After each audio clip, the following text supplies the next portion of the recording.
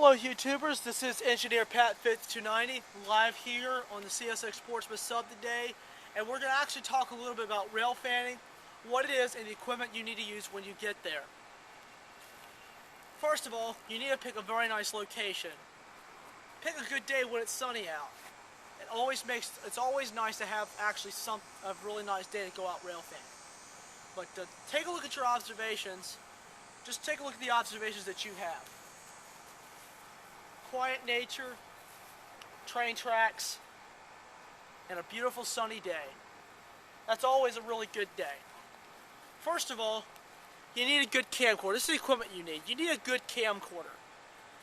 There are lots of different camcorders out there that you can buy, like Flip Video, like the one I'm using is 720p, which is a very good camcorder.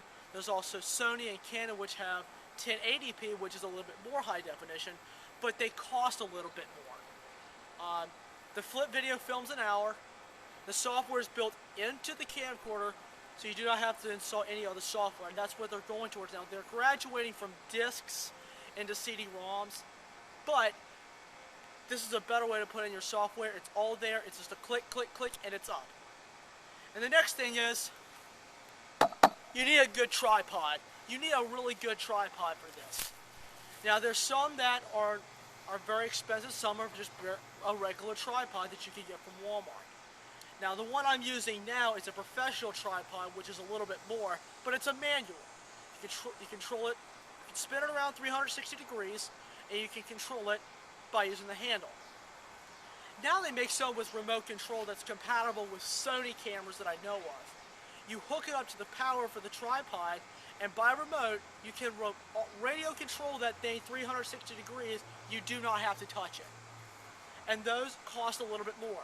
So go with one that's going to be basically to fit your needs. So now we've talked all about the equipment. Let's talk a little bit about communication. When is the train going to get to you? Well, you can use two different ways. You can have a real scanner, like I have right now.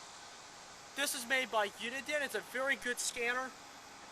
And this one is actually one of my favorite pieces because I can always have it on my hip belt and I won't have to lose it. This is accurate second by second, so you know exactly when that train is coming.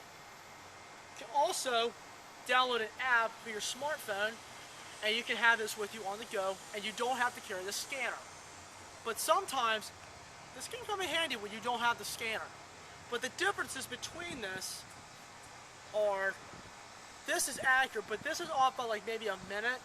But that's not that much difference. But you still get the voices in there. You still get all the communication in there. It's free on the App Store. But if you have both, that's preferable. So that's all about communication. Now you're probably wondering why I have safety glass and this monster hard hat. Well, this is my Seaboard hard hat that I have here. I got this from a friend of mine as a graduation present.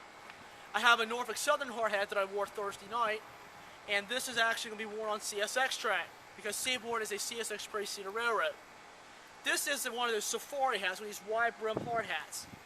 They protect your face and your neck from the sun. It's actually pretty handy too. I've used this out in the yard some, and it keeps my head fully protected from the sun. Next, I have a high visibility vest, as you can see. I have a vest on. And this actually, if you're doing nighttime rail fanning, you can wear this. And even when you're in the day, you can still wear it, but this is the Class 2 safety vest. I just use it for visibility, so everybody knows that I'm here. And next, most importantly, safety glasses. You're probably wondering why I put these on. In case something flies up and it hits your safety glasses, not your face, not your prescription glasses. So that's why these are very important to use. So wear these. Now let's take a look at your observations. And we're going to talk about some rules here in a second, about some rules that we should all follow. So take a look at your observations for a second.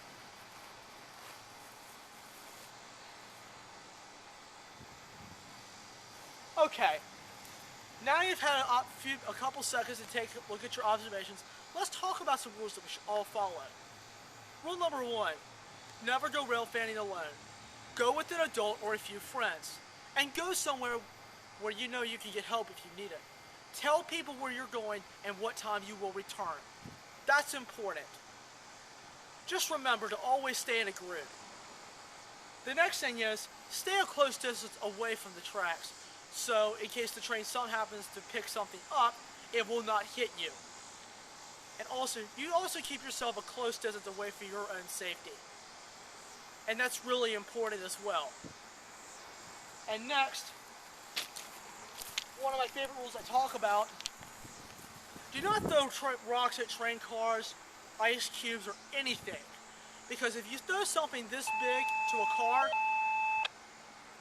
it will bounce back and get somebody hurt. It's like somebody getting injured. It's nothing different. Sometimes people go around and they mess around. They throw it at each other. It's not safe.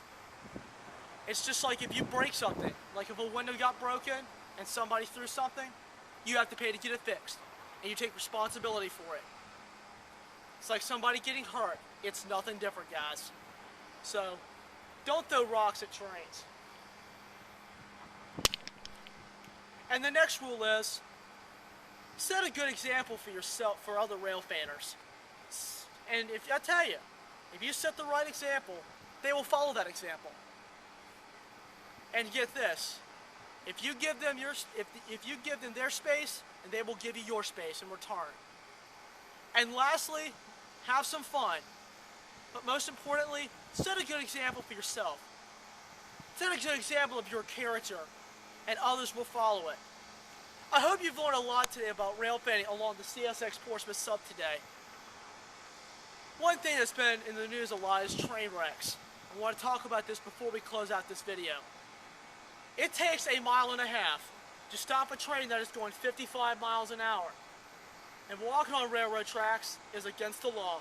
So be safe out there, ride the trains, think safety, and have some fun. And don't walk on tracks. Thank you.